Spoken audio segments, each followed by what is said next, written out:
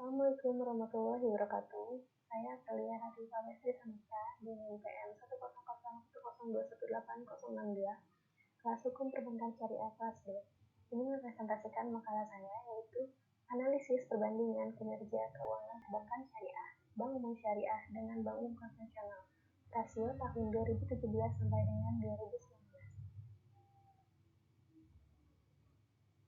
Baik, bahasan yang akan saya bahas diantaranya ada sejarah perbankan, pengertian bank umum syariah, pengertian bank umum konvensional, pengertian kinerja keuangan, pengertian rasio keuangan dan jenisnya, pada hasil analisis data, dan yang terakhir ada yang pertama akan kita bahas sejarah perbankan. Sejarah mencatatnya asal mula dikenalnya kegiatan perbankan adalah pada zaman kerajaan tempo dulu di daratan Eropa. Kemudian, usaha perbankan ini berkembang ke Asia Barat oleh para pedagang perkembangan perbankan di Asia, Afrika, dan Amerika dibawa oleh bangsa Eropa pada saat melakukan penjajahan ke negara jajarnya, baik di Asia, Afrika, maupun benua Amerika. Jika ditelusuri sejarah dikenalnya kegiatan perbankan dimulai dari jasa uang. Dalam sejarah perbankan, aksi bank dikenal sebagai meja tempat penukaran uang. Perkembangan selanjutnya, kegiatan operasional perbankan berkembang lagi menjadi tempat penitipan uang atau yang biasa disebut sekarang ini dengan kegiatan simpanan. Selanjutnya, kegiatan perbankan bertambah dengan kegiatan pinjaman uang. Usaha perbankan itu sendiri baru dimulai dari zaman Babilonia, kemudian dilanjutkan ke zaman Yunani kuno dan Romawi. Seiring berjalannya dengan perkembangan perdagangan di dunia, perkembangan perbankan pun semakin pesat karena perkembangan dunia perbankan tidak terlepas dari perkembangan perdagangan yang semula hanya berkembang di daratan Eropa, akhirnya menyebar ke Asia Barat.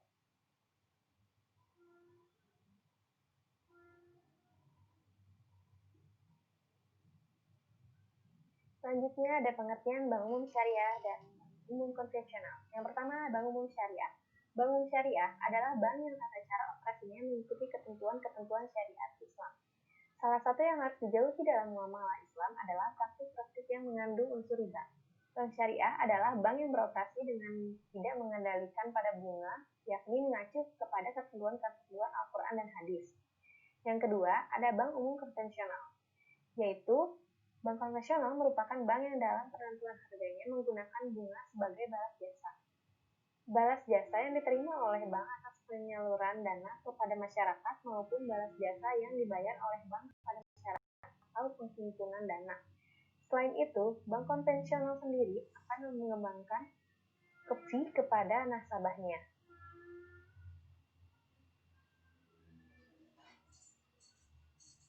Selanjutnya, kita akan membahas kinerja keuangan.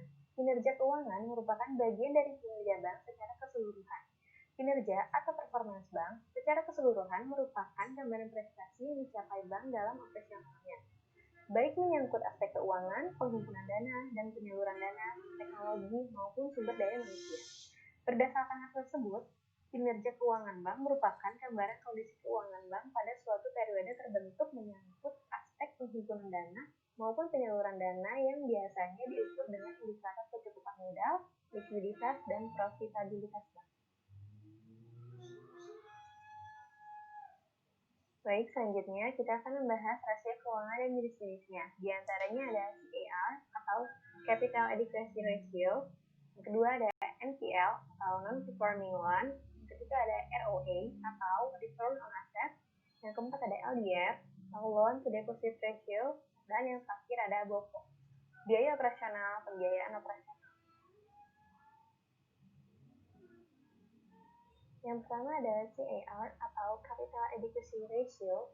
Penilaian pendekatan kuantitatif dan kualitatif faktor permodalan dilakukan melalui penilaian terhadap kecukupan pemenuhan kewajiban penyediaan modal minimum atau biasa disebut dengan KPMM terhadap keuntungan yang berlaku.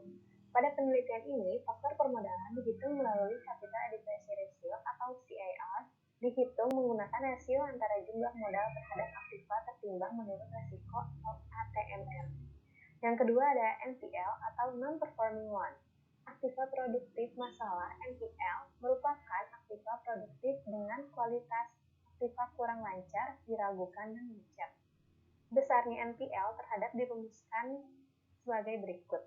NPL sama dengan total kredit bermasalah dibagi total keseluruhan kreditor. Lalu yang ketiga ada ROA atau Return on Asset. Rasio ini digunakan untuk mengukur kemampuan manajemen bank dalam memperoleh keuntungan atau laba.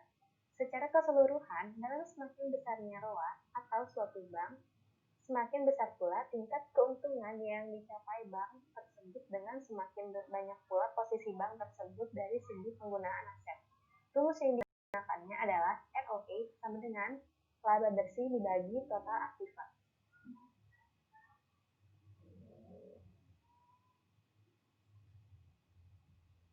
Kemudian ada LDR atau Loan to Deposit Ratio. Loan to Deposit Ratio atau LDR adalah rasio antara keseluruhan jumlah kredit yang diberikan bank dengan dana yang diterima oleh bank. Rasio ini digunakan untuk mengetahui kemampuan bank dalam membayar kembali kewajiban kepada para nasabah yang telah menanamkan dananya dengan kredit-kredit yang telah dibiarkan kepada para debiturnya. Semakin tinggi rasio, semakin tinggi tingkat likuiditasnya. Rasio ini dapat dirumuskan sebagai berikut. LDR sama dengan total kredit yang diberikan dibagi dana pihak ketiga. Lalu yang terakhir ada BOPO atau biaya operasional pendapatan operasional. Rasio biaya operasional adalah pertandingan antara biaya operasional dan pendapatan operasional. Rasio ini digunakan untuk mengukur tingkat efisiensi dan kemampuan bank dalam melakukan kegiatan operasional. Rasio ini dapat dirumuskan berikut. BOPO sama dengan biaya operasional dibagi pendapatan operasional. Baik, di sini kemudian saya akan memberitahu tentang tabel hasil analisis data. Di sini saya menggunakan contoh 3 bank umum syariah dan 3 bank umum profesional. Di antaranya bank syariah ada Bank BRI, Bank BNI, dan Bank Mandiri. Lalu bank konvensional saya mengambil dari sampel Bank BRI, Bank BNI, dan Bank Mandiri juga.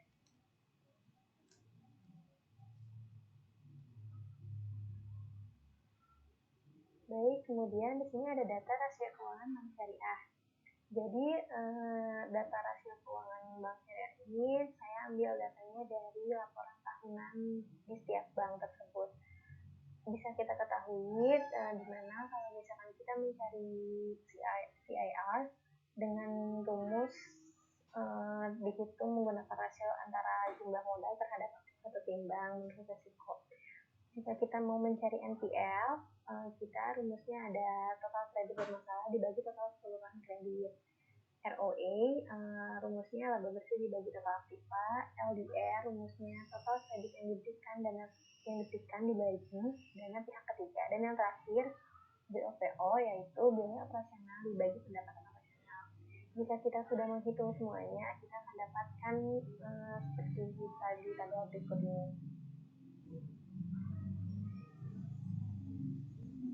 Kemudian ini data rasio keuangan bank umum dan konvensional. Kalau kita ingin mencari CAR, NPL, atau LDR dan bukunya, rumusnya sama seperti bank umum syariah juga. Lalu saya melihat data-data lain dari laporan keuangan di setiap banknya. Baik, selanjutnya ada tabel uji normalitas data.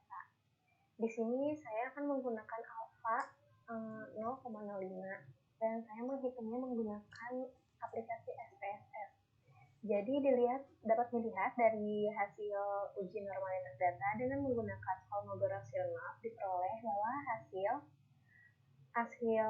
asumsi Taylor untuk rasio kapitalisasi atau CAR sebesar 0,138, NPL sebesar 0,031, ROA sebesar 0,122, LDR sebesar 0,198. Mereka itu karena lebih besar dari alfa 0,05, jadi artinya data tersebut berdistribusi normal. Sedangkan untuk BOPO memiliki asumsi net Taylor yang kurang dari 0,5. 0,05 ini menandakan data tersebut tidak berdistribusi normal, sehingga untuk melakukan uji parametrik menggunakan independent sample test, data BOPO tersebut tidak diikutsertakan. Jadi apabila data yang kurang dari 0,05 itu maka tidak bisa diikuti uji independen sampel test. Yang bisa diikuti uji independen sampel test itu harus datanya di atas 0,05, jadi di atas alfa. Kemudian di sini ada teknik analisis data. Jadi teknik analisis data saya yang ambil ini independent sample test. Jadi salah satu contohnya saja saya akan menjelaskan tentang CAR. Jadi berdasarkan hasil analisis data pada kata tersebut, nilai sig yang diperoleh lebih besar dari alfa, misal 0,181 lebih besar dari 0,05, sehingga digunakan dasar Excel variance estimate yang berarti asumsi varians terpenuhi. Selanjutnya dilakukan uji independensi test dan diperoleh nilai sig to Taylor 0,859.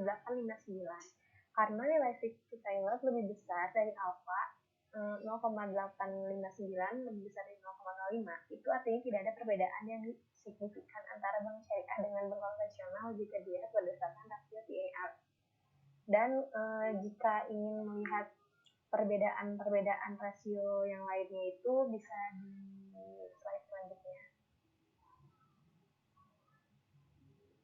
Baik, di sini ada asumsi varians. Asumsi varians ini ada di tabel independent sample test. Jadi saya akan membahas asumsi varians ini. Contohnya nomor 1 ada rasio CAR atau CAR. Jadi CAR ini ada signya, sig to-Taylor-nya 0,181 dan alfanya saya menggunakan alfa 0,05. Kenapa H0-nya diterima? Karena apabila sig to-Taylor-nya lebih besar daripada alfa, otomatis H0-nya diterima.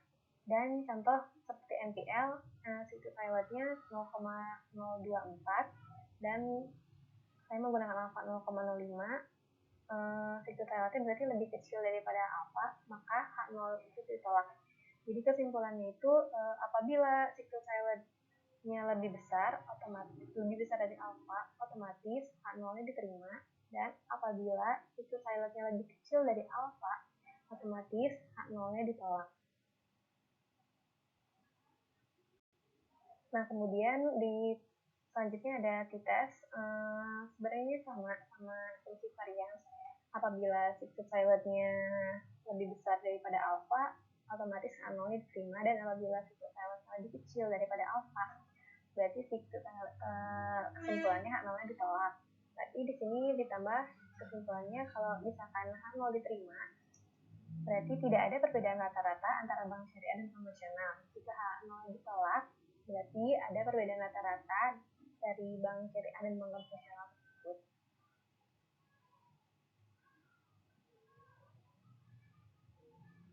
Jadi kesimpulannya dapat dilihat dari CAR bahwa tidak terdapat perbedaan yang signifikan antara kinerja perbankan syariah dengan perbankan konvensional. Terus dilihat dari NPL, terdapat perbedaan yang signifikan antara kinerja perbankan syariah dan perbankan konvensional. Dilihat dari ROA, terdapat perbedaan yang signifikan antara kinerja perbankan syariah dan perbankan konvensional. Dan dilihat dari LDR, terdapat perbedaan yang signifikan antara kinerja perbankan syariah dan perbankan konvensional. Namun, kinerja perbankan syariah dan perbankan konvensional dilihat dari BOPO karena berdasarkan hasil analisis data, BOPO tidak terdistribusi normal. Maka, untuk data BOPO hanya bisa diuji non-parametric test. Itu artinya tidak bisa menggunakan uji independent sample test.